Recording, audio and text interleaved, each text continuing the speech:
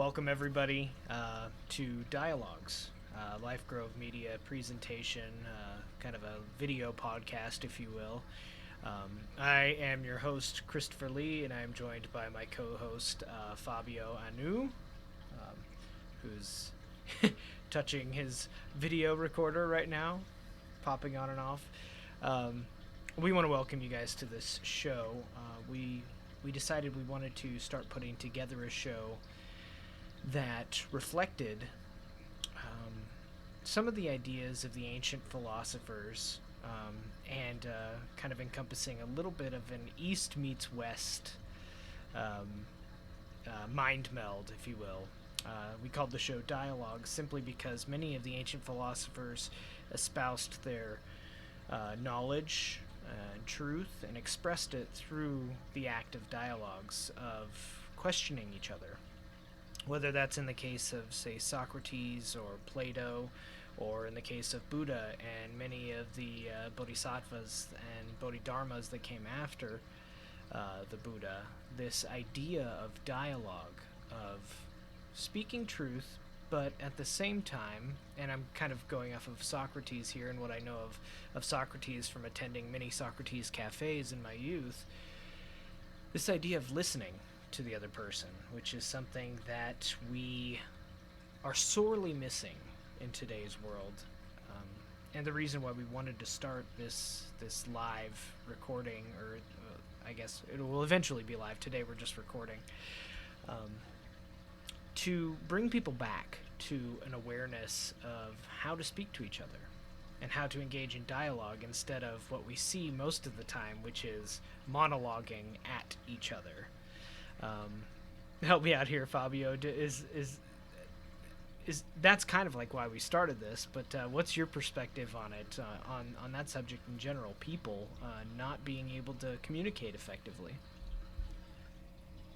Um, I that probably goes back to how we're raised, how we grow up, and what we go through in school.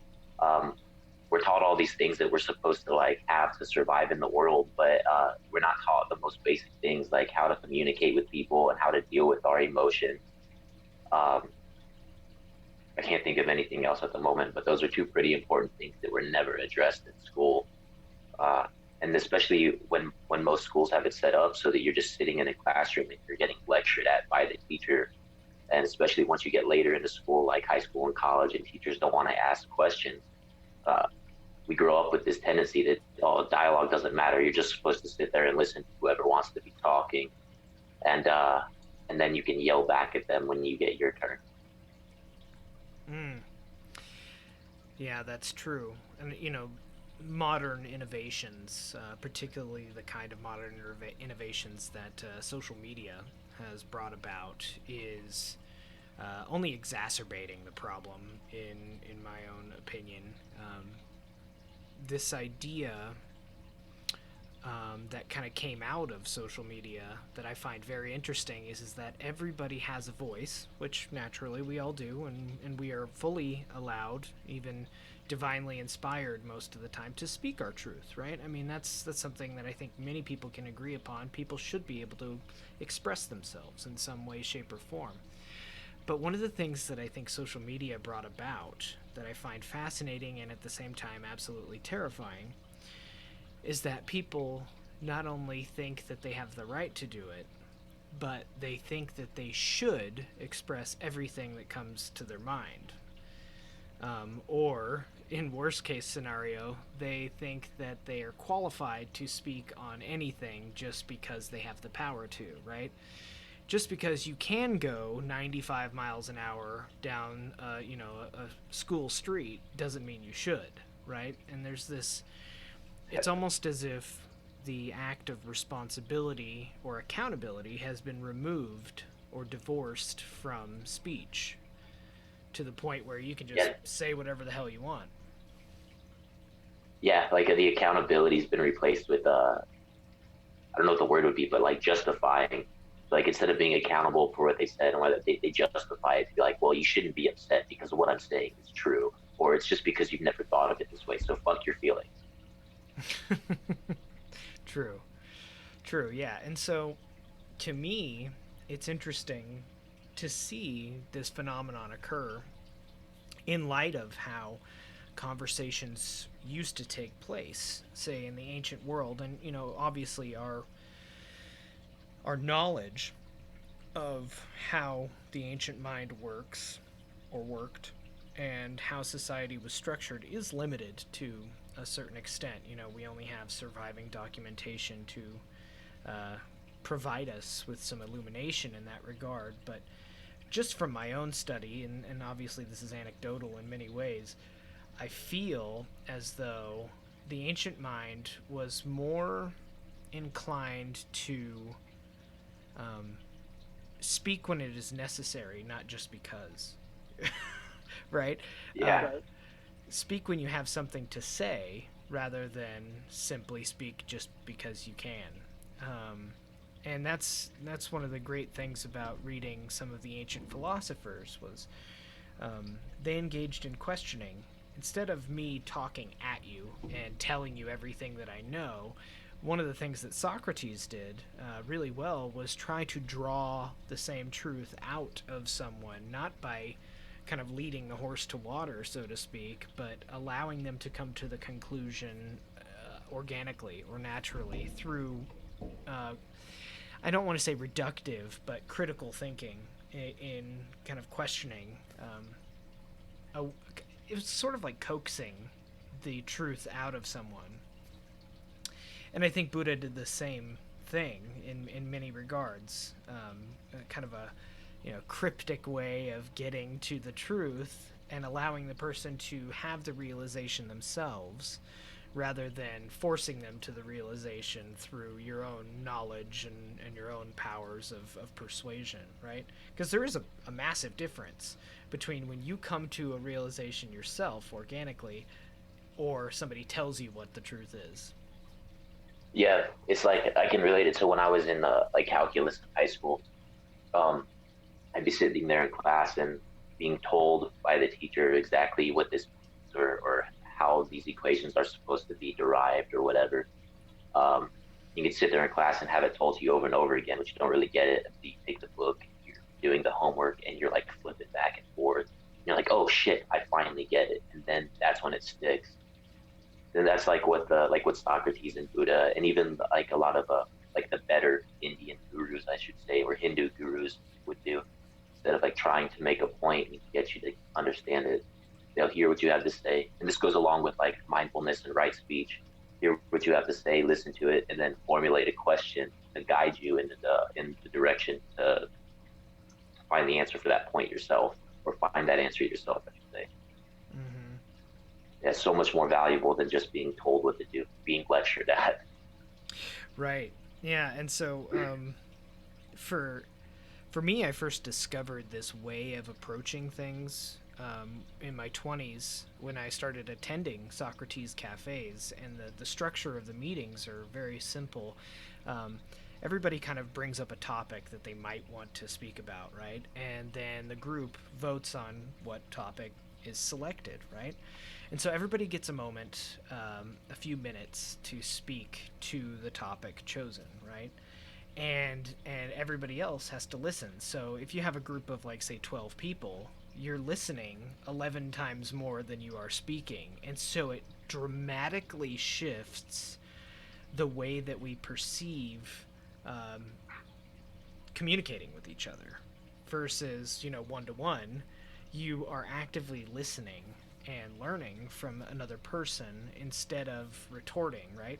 And there's several like circle rounds that you can go around where you, the second time, once everybody's had a time to speak, each person gets a question that they can direct at somebody who had something intriguing, or maybe they want to find out more about what that person had to say. And I found this thoroughly, not only intellectually stimulating, but also on a spiritual level, it was very transformational for me because it removed me from the mode of communication that I was so used to from school or from just general society. And that's something I kind of want to bring to this show in general is kind of impressing upon people that listening first is is a far better way than simply just regurgitating something that you heard to someone to impress your worldview, right? Because everybody has a different worldview. There's no consensus reality, particularly anymore. And it seems as though what we've devolved into is, 7 billion tiny universes that are trying to vie for power about um, who's going to be right. It's more valuable to be right than to listen and to shift in any way, shape, or form your own worldview. And so that's part of the reasoning why I wanted to bring this up, this entire concept in this show. And I don't know, should we introduce ourselves, say something about ourselves before we get into the topic? Uh, I don't really see much point, but we can. I mean, as we get into talking, who we are is going to be pretty evident. But I mean, I guess if you A want to fine explain, point. like, uh, um, yeah, I don't see any reason to like get specific and be like, oh, these are my beliefs, or this is where like my studying has been from, because it'll be evident what we know and what we don't know as we talk. At least Mm-hmm. I hope it will be. And if not, maybe no one will ever see this. So, And maybe not. why don't you lead us in there, Fabio, and explain a little bit of the topic you wanted to tackle today? Um, yeah. So the topic I thought would be good for today for the first dialogues would be just the title of a news article I saw a couple days ago. It said that over half of Americans don't think that religion is important. And this is something that I can relate to because at points in my life, I have not only felt that religion wasn't important, but was important to not have in your life because of the biases it created and the level of delusion that it allows certain people to live at. Um, but this has definitely changed specifically over the past year. Uh, so I thought that'd be a really good introductory talking point for these dialogues, rather than getting into anything specific. Just starting out broad and being like, this is like why we should address these issues because I don't know what the hell I'm saying anymore. So, I mean, I guess to clarify, um, the real question we want to dive into and dissect a little bit more in depth is religion valuable Yeah, anymore? basically. Um, And what form does that value come in? right. Okay. So, I'll start out by asking you a question in regards to that. Do you feel that the people polled within this question um, simply stated that they don't find value in religion because of the general attitude of society being that religion is like the old guard? Is it this kind of like this idea of rebellion against religion? Um, I think it's probably two main reasons, and one of them would be that like anybody who knows much about history understands that before these massive governments that we have across the world controlled everything, that religions controlled society and culture. They dictated all of the rules that we live by, and because people think that change, period, is progress, and they assume that as we move forward, we're getting better and smarter. That everything that we do now is better than what it was 100 or 200 or 2,000 years ago, which may be the case in some ways, but it's certainly not the case for everything. So there's that issue of the new being better than the old and trying to push ourselves away from that. But I think there's also the issue of the state of current world affairs and its roots in religion. Like you see the issue with Israel and Palestine, and then we know that the entire Middle East has been embroiled in a lot of religious war for centuries. And then we see the divide between Christianity and Muslims. And then, like in China, with the concentration camps or the re education camps, as they're calling them, with the Uyghurs, I can't remember how to pronounce that. But we just see this. constant state of strife all over this world due to religion. And I think that's another reason people are trying to say that it's not important, because they see how it causes more suffering rather than alleviating it. Mm. In a way, I think a lot of that is due, I think, potentially to media coverage of religion. I found myself kind of going to bat for religion more often than not, um, simply because if you really take a really deep dive into what some institutions accomplish, for many people, just the outreach and the outflow of money from, say, the Catholic Church, which is largely panned anywhere you go in the media. There's just a rife amount of people who just want to bash the Catholic Church, and for good reason in many cases. But if you take a look at their outreach programs and how much good they do for a great many people, it's kind of interesting to me that the overwhelming narrative is that religion is wholly bad, right? And I think a lot of that comes from media coverage, just because media loves to point out the negative first. Yeah. It's becoming a victim of cancel culture just as much as pervy CEOs are. Mm-hmm.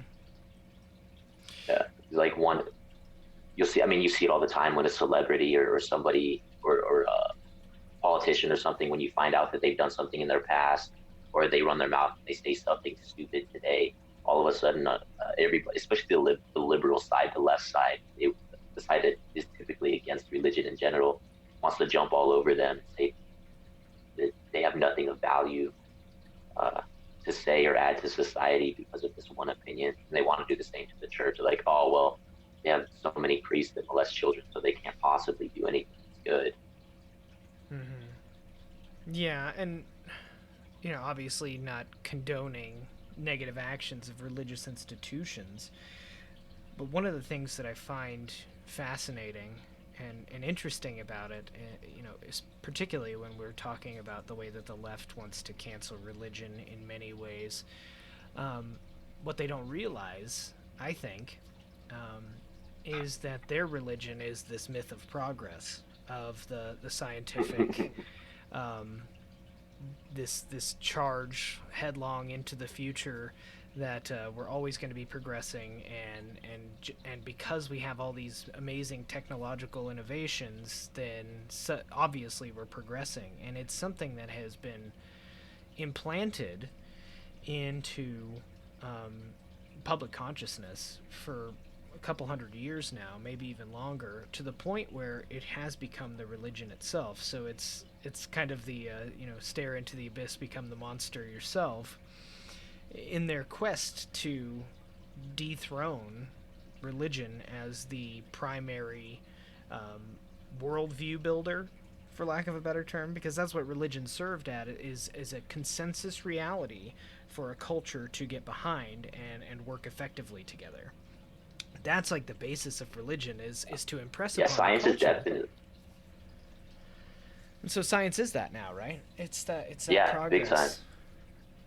I really noticed that a lot a couple months ago when I hopped on Tinder for a minute and I was looking at profiles. Uh, there would be some women. They would be like, I'm not religious. I believe in science. And like I'd read that stuff, and I'm like, right away, the fact that you're saying you believe in science, and then you talk to them about it, and they're literally dogmatic in their beliefs. Like you clearly turned this into a religion. Uh, it's not like science is anything special, like some amazing infallible process. I mean, science is literally just a series of guesses, and if you're any if you have any level of intelligence, those guesses become increasingly more educated. So you're hopefully guessing more accurately. But essentially, you're just testing a hypothesis, finding out how wrong you are, and then trying to find a way to be right about it. You get this idea in your head, like I have to prove this idea, and now I'm going to do everything I need to prove it. Mm-hmm. Right. Do you think that there was something, obviously, I'm just going to kind of go out on a loom here, or a limb here, but that's not the aim of science, to begin with. If you study the history of science, science really has no interest in those sorts of things, in raising public consciousness about the work that is being done. Right? There's not like a scientific board or a scientific council that meets and talks to everybody about this is what we really need to be telling people so that they understand the world. It's, a collection of thousands, if not millions, of different people who are just trying to figure some stuff out about the world using a particular methodology. It has nothing to do with how we view the world. That comes from a completely different entity in itself. And so I wonder if I don't know, if you could bring us to some form of illumination there as to why maybe that occurred. Like, why do you think that occurs? Like, what is the human aspect here that transforms this very non-human idea? Science is it's kind of divorced from humanity in a way. We're curious, I think, but to a certain extent it doesn't have an agenda, is what I'm kind of getting at. Like, Yeah, I mean, science itself is objective. It's really just about learning through a process of observation and, like, I guess, elimination. If you're trying to learn something specific, if you eliminate the stuff that's not relevant to what you're trying to find. But I think part of that in turn results in why we have this place that you're talking about where uh, of control, I guess, because as people try to eliminate the stuff that they don't think is necessary, they get too focused on one thing, and then they're like, "This is the truth. This is what we have to understand, and this is what we have to know." And if you don't use these same means to find it, or if you uh, want to believe your own science, then you don't know what you're doing. You're discredited. Like, you see it a lot, or I don't know now, but back when the early 1900s and the late 1800s, we had a lot of inventors and scientists that were interested in the occult, but then they would be immediately discredited if anybody within the community found out that they were studying, like, spirit science and stuff. The science itself is really just a methodology. It's not anything other than that. It's like it's like meditation, like a way to find something, but it's just not like an all-encompassing way, I guess. I hmm. feel like I'm starting to just run my mouth now. I don't know if I'm making the point I wanted to make. No, I think you kind of came to um, a good understanding there. I I wonder if the the confusion, in particular, between, say, religion and science, and this massive shift that occurred over the last 200 years from the general worldview, at least of the Western world, being Christian based, right? And this shift that eventually happens to scientific materialism, um, where this confusion of truth came from, right? I see this a lot in current society where truth is like the ultimate goal, right? And this idea that there is an objective truth. I don't think this is particularly unique to science or the scientific materialist dogma that we see today. I do think that it comes from the Christian worldview, this idea of salvation. Um, and that's where the progress comes from. If we just keep working at it, eventually we're going to find salvation.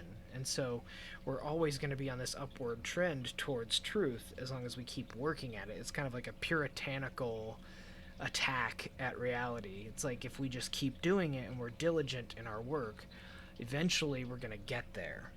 And there's This nothing is that's going to take us down into a cycle of either depression or collapse of any kind. It's just we're always going to be trending upward, and that is the truth. This obsession with truth being objective in some way is very intriguing to me, and I think that's where people get confused. yeah. There. To put it simply, there is no objective truth. Even this reality that we semi-objectively agree on to be the reality because it's based in this physical world. where we can all use the same five senses to detect it, even that's not objective, especially when you think about a lot of the quantum experiments or the experiments that are going on in quantum science and how they're seeing that depending on if somebody's in a room or not, we're observing an experiment and completely change what's going on with particles and waves and stuff like that. Uh, so it just goes to show you that it doesn't matter whether you want to hope or believe in an objective truth or a single idea of it. Uh, that's just never going to exist anywhere in any reality. Right. Well, I think that kind of leads us to an interesting thought there, and that is what is reality, and um, how are people defining reality anymore? Um, One You know, thing I didn't. Go ahead. I was gonna say that that's a really hard question to answer, especially because when you see that the phrase like we make our own reality is so popular. People use that all the time today, and they don't entirely understand what it means. They think it's related to like just emotions. Like, well, if she feels like you were being an asshole, then you were being an asshole to her. But it goes so far beyond that. It's not just a simple like, oh, well, if you're gonna live in a world where you think everybody hates you, then everybody hates you.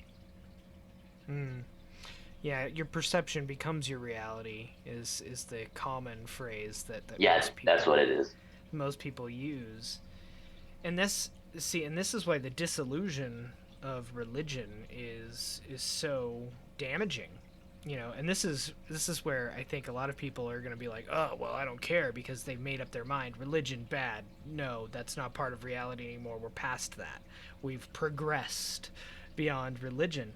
But one of the value points that religion gave to many of our ancestors was a consensus reality, so that when everybody came together in the culture, they knew how to speak to each other because they had agreed that, X means X and this means that. If everybody is creating their own reality, then there's no way to relate to each other anymore, and we're just existing in each other's in battling conflicting islands. It's like metaphysical feudalism in some way. It's like no, my kingdom is at war with your kingdom, and in reality neither one of these things truly exist, but we act as though they do.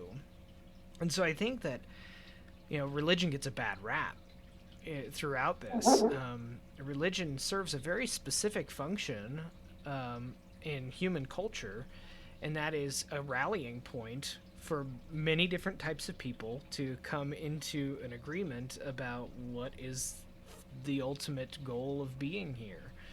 Um, Now they all have their their faults, their negative points for sure, but I think it's far more dangerous to kind of strip everything from religion as we have, and place the same motives into a new subset, which is scientific materialism. And meanwhile, nobody's at the helm driving this thing. It's just on autopilot using parts that it stripped from an older construct, and now it's become its own self-perpetuating machine. Yeah. And so while you were saying that, I was thinking about the like the roots of these questions that people are trying to answer in these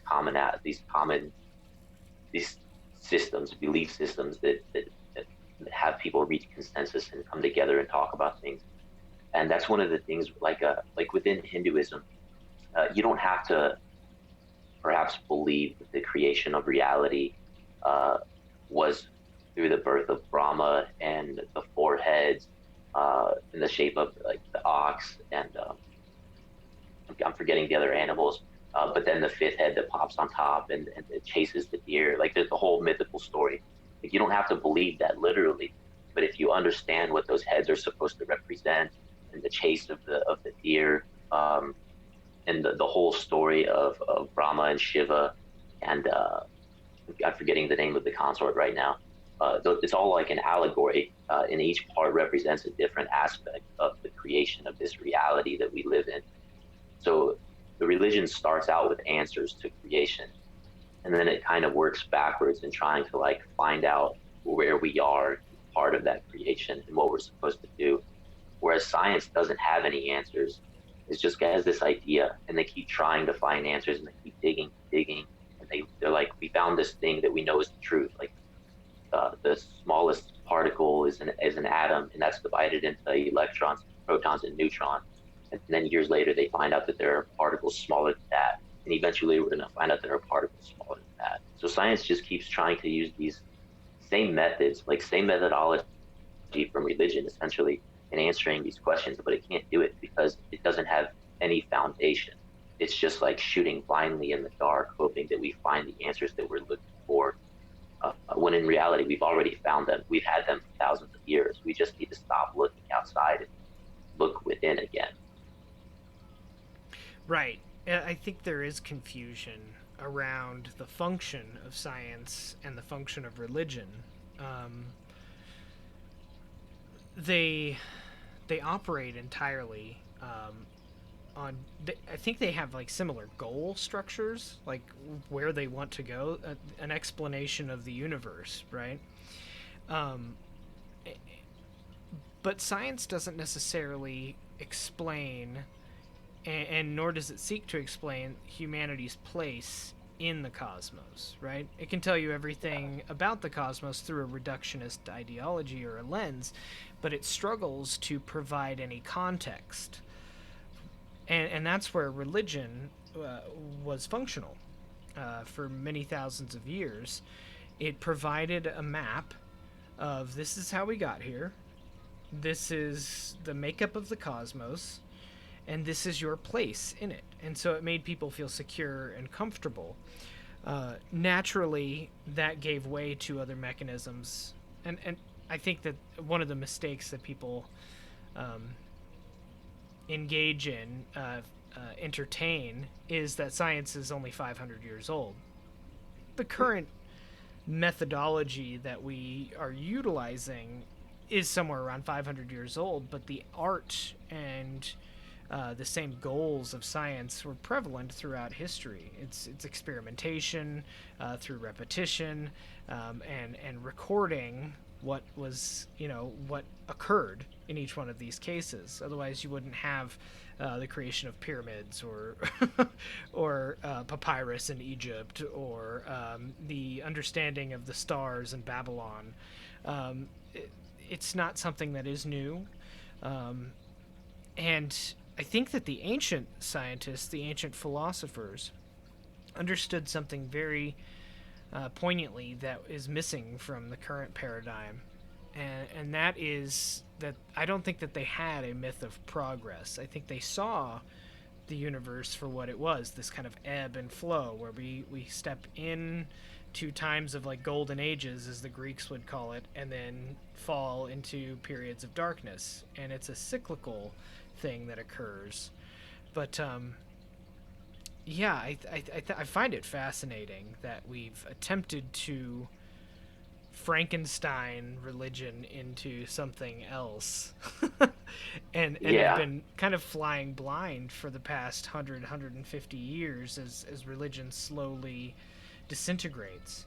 But my question to you next is this, Fabio, as I have to go grab my kid, and I'll let you entertain the video here. I still have you here on this, but my question is, um, do you think that this disillusion of religion is going to give way to a new religion here in the next few decades? Yeah, but before I get in answering that, I just need to let you know I can't see you on my screen. So if you have to go take care of the kid, I won't know when you get back until you say something. He's already gone. um, but I think the solution, this part's just gonna have to get edited out because I cannot remember the question at this point.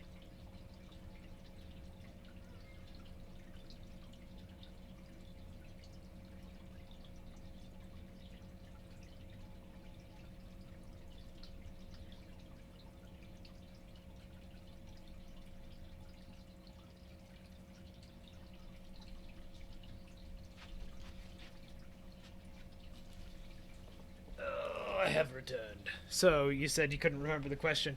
I was asking No. you if you think that the disillusion of religion that we've seen occur because of this rise of scientific materialism is going to give way in some shape or form to a new religion, as many religions have over time given way to each other.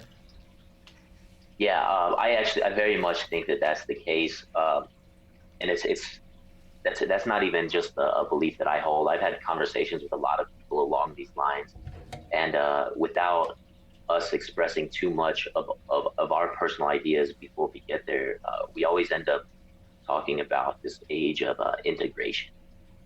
And uh, a great example of this is how I essentially found my spiritual path, the path of Buddha, and understanding that the purpose of Buddha is essentially to know all minds, to know all paths, to understand them all, uh, which has led me into studying well past Buddhism. I've extensively begun studying Hinduism, getting into Kabbalah, as well as Islam, uh, even going to take a spill at Dianetics, just all of this different stuff to understand where everybody's coming from. And I see that happening with people all over the place that are starting to awaken to a spiritual path.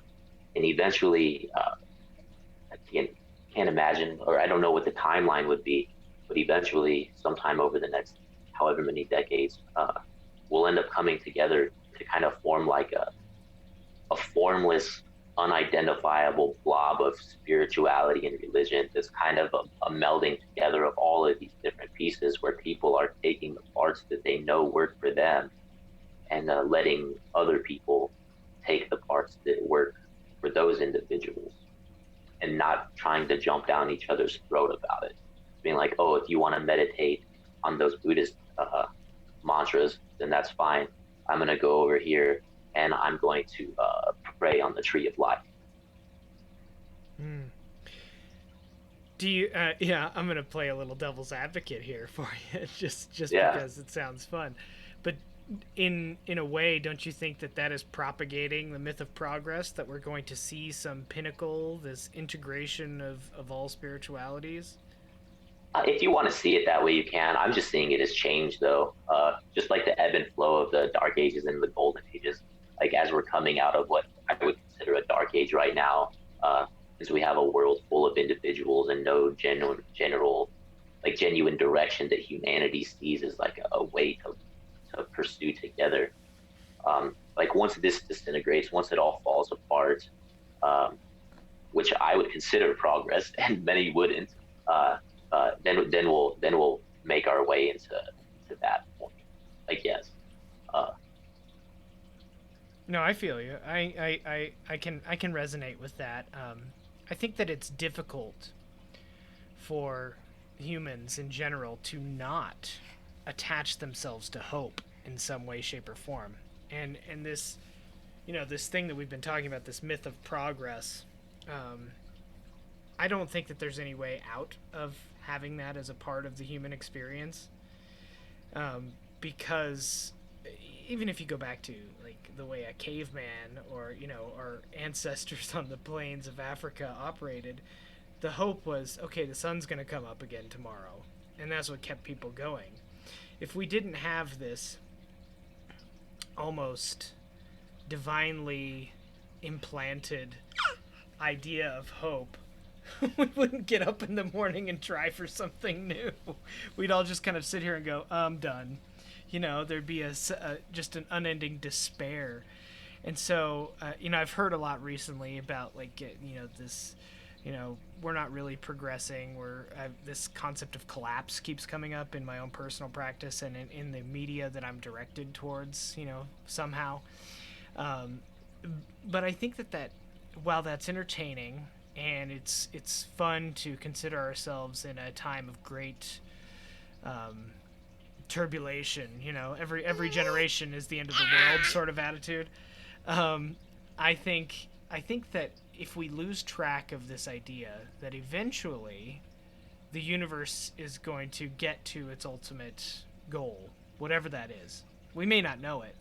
I think if we lose that sense of hope within ourselves, we've already given up and we might as well just stop playing the game altogether. Right?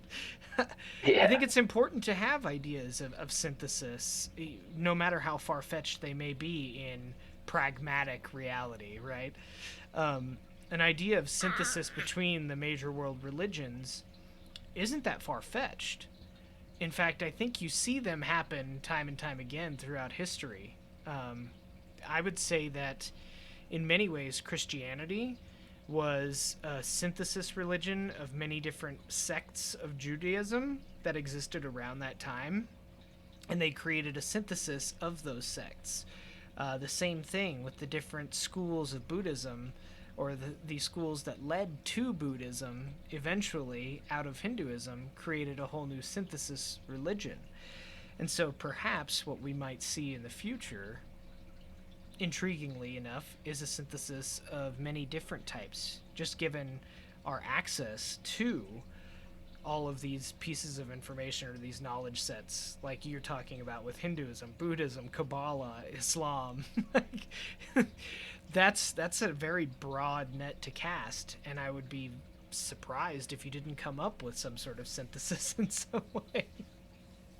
Yeah, you'd have to be pretty much blindly reading it to not come up with some sort of synthesis, or reading it like purely for the sake of like historical knowledge, trying to analyze it and be like, where's the factual evidence and truth in this? That's the only way you're not going to find those points and essentially synthesize a religion of your own making, I suppose. Mm.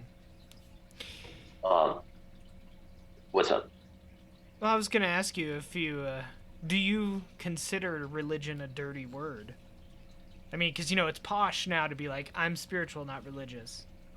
That I was like actually going to say, I actually consider spirituality a dirty word, or spiritual, just because of the way it gets used. Um, religion's almost on its way out as far as like becoming one of those words you can't say, like it's going to be the R word or something. um, but the way I see it, like the word spirituality is so diluted today. People actually don't even know what they're talking about when they say spirituality.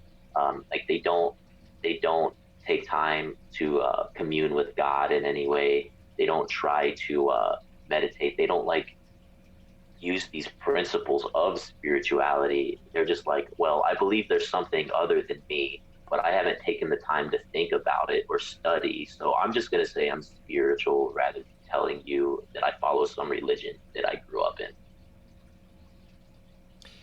It does seem a little bit like a cop out, doesn't it? To a certain Yeah, it extent. definitely does. It and I see this quite often.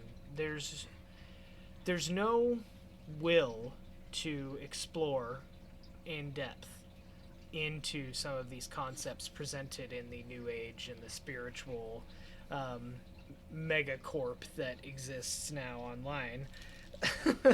But I think it's I think it's something that will eventually crumble, simply because there isn't enough substance, right? And I think that you touched on something really intriguing there. This idea of I'm spiritual, but I don't want to make any calls on it, right? Because I don't want to upset anybody. I think that's just dishonesty at its core right there, because everybody does have an opinion on it and what they might lean towards, right? I don't think anybody's just sitting there going, I think there's something, but I don't know what it is, like really honestly saying that. I think that that's a crutch to stand on and say, hey, I'm this way. You can trust me. I'm part of the crew, but I'm not going to make any declarations about what I think here. And Yeah. do you think that maybe comes as a part of the, I guess, the non-committal aspect of the spiritual community these days? Yeah, absolutely. And I think that that's also directly tied to the idea of hope. Um, we talk about needing hope right now, but that's really just because of this world that we've created. We've put ourselves in a position where almost nobody's actually happy with life, but they have this hope that life is going to get better. And we do things like we go out and protest and we vote and we follow the rules that the government gives us to try to change, that instill us with hope that the world can be better. When in reality, just like minimalist, like, oh, I'm spiritual, but I'm not going to challenge anything. Like that'll get you in the crowd, but that crowd's not going to go anywhere. So like you need to get rid of those ideas. Essentially, you need to discard hope. Like instead of hoping that the future's going to change, I need to sit on my ass and stop trying to get these entities outside of myself to change the way they act. I need to change the way that I act. And Mm. then maybe if I do that, they can start doing it too. Right. Indeed. There is that component. Um, that's shown up a lot for me in general, just through magical work and magic being kind of basically the proto science, right? It's a Yeah. science with the religious bend or the spiritual bend to it. And what I found fascinating about the entire process is the function of simply changing your own inner world to affect a change in the outer world, or at the very least, your perception of the outer world. Has opened up so many, incredible doors for me thus far. Um, that I, in a way, have almost transitioned into it feeling religious again, to a form of commitment. I'm like, instead of remaining non-committed to any particular path, I've taken root into something, and now it's growing and it's blossoming. Like that's the piece right there, that I think is interesting, centering around our topic, is spirituality remains ephemeral. Like it's like trying to catch a cloud, right? Whereas religion, you're taking a stance. You're saying, no, this is what I believe, and this is the world I operate in now. Obviously, you don't want to be entirely rigid or fundamental in that regard, and I think that uh, religion exists on a spectrum just like spirituality and or science. In general, you can be fundamental about it, or you can be a total wish-wash. As with all of them, they all teach that there is this middle path where you need to remain open to the possibility of change, and at the same time, you need to hold a set of precepts that fit your worldview in some way. And I Yeah. think if we can get to that point again, in light of public consciousness, right? Then that new religion can be formed in some way. Yeah. I think one of the ways that we can do that is by like when we're alone, when we're studying by ourselves, or when we're meditating, or when we decide we want to pursue something in the spiritual or religious realm, uh, we pursue what we know, what's comfortable, what's good for us. Um, but then when we're interacting with other people and we're learning about their beliefs, or what they do for meditation or prayer or whatever, it not only do we listen to them, but I think one of the things that I do that I think yields a lot of success is when you hear people saying something that is contradictory or different than what you believe or what you've learned, is to not try to integrate what they have to say with what you have to say, or to ignore it because it doesn't sound right, but to actually assume that you are wrong. Like, believe that your own set of beliefs are wrong. And when you're hearing this stuff that's uh, counterintuitive to those, try to find out, like, try to prove yourself wrong. Like, as you're hearing it, attack your own beliefs, see if they hold up. And then like, that's one of the ways that we can find these paths that are beneficial, and then essentially block off the ones that we see are dead ends. Hmm. I think it is important to have those moments of disillusionment with whatever is propping up your worldview. To It's a test of faith, right? It's Mm-hmm. it's can I stand here under the assault of my worldview, because that's what it feels like, and that's why many people recoil. They throw up defenses and then they launch an attack outwards, and they just Yeah. further build up walls that build a false castle for themselves. It is important to challenge those views regularly, um, and whenever you do feel a threat come up, it's important to analyze that threat and say, well, is there something here? Is there something to be learned? And Yeah, I think that's a great point. I'm trying to think if I have another question for you here. Do you have a question for me? Question. I haven't even had time to think of questions. You've been generating them so well, and it's been flowing so smoothly. It's just been going well. This is the first lull. But I was thinking earlier, you were talking about, back to the idea of hope and progress, actually. So I think you and I have talked about this. You said you have not read the book Ishmael. Uh, but this is one of those books that it's not religious or spiritual or scientific. I mean, it's a novel, but it addresses a lot of societal issues and stuff that goes back to the origins of what we call modern society. And essentially, it talks about how we spent. It uses the population boom as a great example of this, because essentially, uh, Earth was around for so long, and the human population, or whatever we were before we were Homo sapiens, was steady, steady, and then all of a sudden we had the agricultural revolution, and then population boom, and it started growing exponentially. And this is essentially the decline. This is where the world has started falling apart. This is why we have global warming. This is why we have so many like thousands of species dying off daily. Um, and it all boils down to a time where we stopped living as in the book it's called leaders. We stopped living as leaders and we started living as takers. Essentially, because instead of leaving what we don't need, we started taking everything that we can to make sure that no matter what, we survive.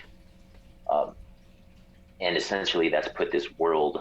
It's tipped the balance. Like, it's put it so that instead of living in harmony, everything's kind of falling apart.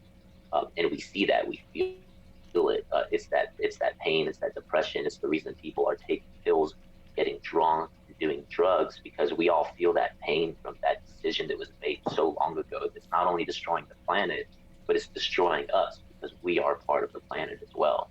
Um, but then, because of the way that we've been trained, the way that the media and the government and all of that has told us to think, and even the way that religion from the past 100 years has instilled hope in us that things are going to get better, we keep having this idea that the progress that we keep making with science, which this science that we have is ultimately what's killing the world, is what's going to save us. And that blind hope just continues to like dig us further down this tunnel, when all we really need to do is be like, all right, fuck hope. We can't just hope anything's going to change. We have to just start giving things up. It's time to just say, fuck science, fuck this technological pursuit, because things aren't working right. Let's look back to the way that people used to live, even though all of that history is either pretty much eradicated or isn't written down anywhere. But it still exists, specifically in those ancient religions, like in Hinduism, the line of gurus. I mean, if you were to find, I can't tell you exactly where to go, but I'm sure that you could find a line of gurus basically anywhere in that country that can date its lineage back thousands of years. And when you do that, you're going to find the kind of truths that we used to live by back then. That's the kind of stuff that can help us be rid of hope and this idea of progress, and move into a place where we don't use science as a crutch. We don't see religion as a as something that's holding us back, but actually a way into a future that's more beneficial for us and the world. Hmm. That's a powerful I know that idea. was. That's a powerful I was just idea gonna say, because that's kind of a long rant. Go ahead. I was just going to say I think that's a powerful idea simply because you're achieving synthesis via collapse, right? You talk about the explosion or growth.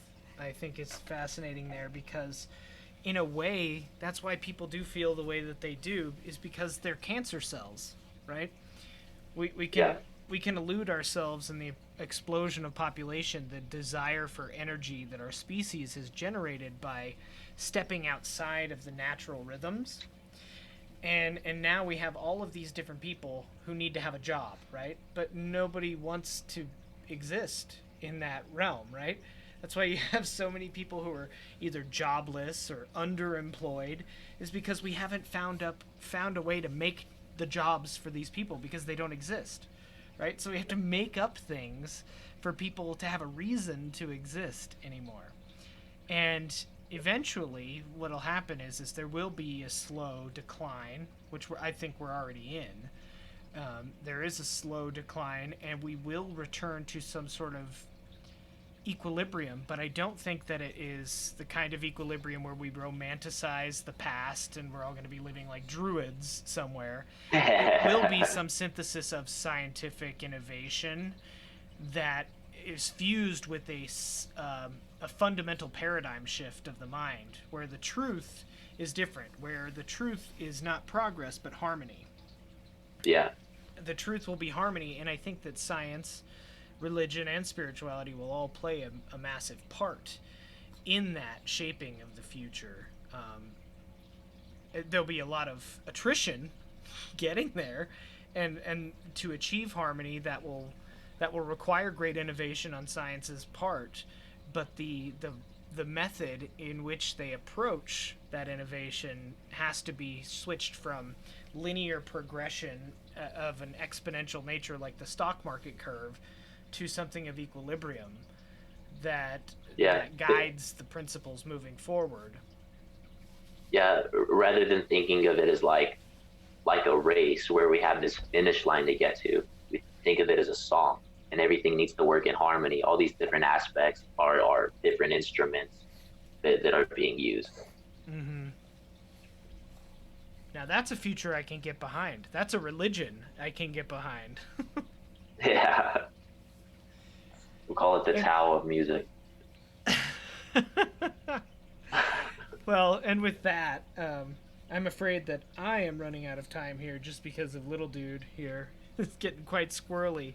But I think we tackled some really interesting aspects of that question, and we want to invite everybody who watched the video or who is watching the video to reach out in the comments wherever you found this video, either on YouTube or on Haven, our social media experience.